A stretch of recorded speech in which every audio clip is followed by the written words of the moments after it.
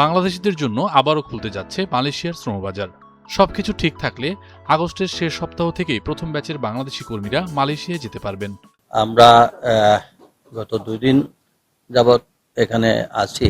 এর আগে মাননীয় প্রধানমন্ত্রী এখানে আসছিলেন। মোটামুটি আমাদের শ্রমবাজারটা আমরা এখন নিশ্চিত আমাদের ওপেন হবে। কুয়ালালামপুরের সংবাদ সম্মেলনে প্রধানমন্ত্রীর উপদেষ্টা মাহাদি আমিন জানান, বাংলাদেশ ও মালয়েশিয়া নীতিগতভাবে শ্রমবাজার চালুর বিষয়ে একমত হয়েছে।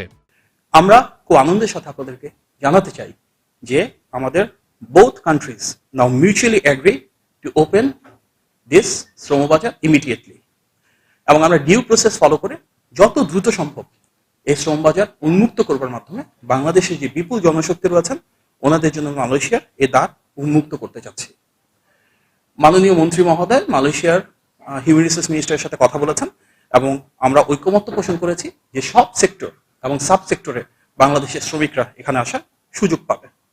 আমরা বাস্তবিকভাবে একটা লক্ষ্যমাত্রা স্থির করেছি যে অগস্ট মাসের শেষ সপ্তাহ নাগাদ ইনশাল্লাহ মালয়েশিয়া বাংলাদেশের শ্রমিকরা আসা শুরু করবেন। মাহাদি আমিন বলেন, আগের সিন্ডিকেট ও অনৈতিক কর্মকাণ্ডে জড়িত রিক্রুটিং এজেন্সিগুলো নতুন তালিকায় রাখা হবে না। স্বচ্ছ ও নিয়মতান্ত্রিক প্রক্রিয়ায় কর্মী পাঠিয়ে অভিবাসন ব্যয় কমানোর উদ্যোগ নেওয়া হয়েছে।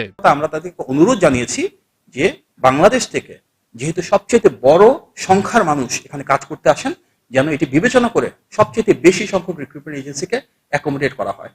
ইতিমধ্যে আপনারা জানেন যে বাংলাদেশের প্রবাসী কল্যাণ এবং বৈদেশিক কর্মসংস্থান মন্ত্রণালয় থেকে পূর্ববর্তী সময়ে ফ্যাসিবাদের সাথে যারা জড়িত ছিল, যারা বিভিন্ন ধরনের দুর্নীতি এবং অনৈতিক কর্মকাণ্ডের সাথে জড়িত ছিল, তাদের লাইসেন্সকে প্রত্যাহার করা হয়েছে। সুতরাং আমরা আমাদের একটা বার্তা পৌঁছে দিয়েছি মালয়েশিয়া সরকারের সাথে যে যারা ফ্যাসিবাদী কর্মকাণ্ডের সাথে জড়িত, যারা অনৈতিক কর্মকাণ্ড করেছিল, যারা সিন্ডিকেটের অংশ হিসেবে দুর্নীতিতে ছিল, তাদের কেউ এই নতুন যে তালিকা হবে সেখানে থাকবেন না, এবং মালয়েশিয়ান অথরিটি সেটি সামনের দিনগুলোতে অত্যন্ত স্বল্প সময়ের ভিতর কনফার্ম করবেন।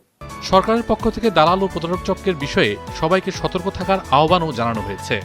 আমরা বাংলাদেশে গিয়ে সংশ্লিষ্ট আইন শৃঙ্খলা বাহিনী এবং প্রশাসনের সাথে আলোচনা করব, নির্দেশনা প্রদান করব যেন এই ধরনের ভোগান্তির শিকার কোনো সাধারণ মানুষ না হন এবং প্রতারক চক্র থেকে যেন সবাই সচেতন থাকেন, এটি আমরা আহ্বান জানাচ্ছি।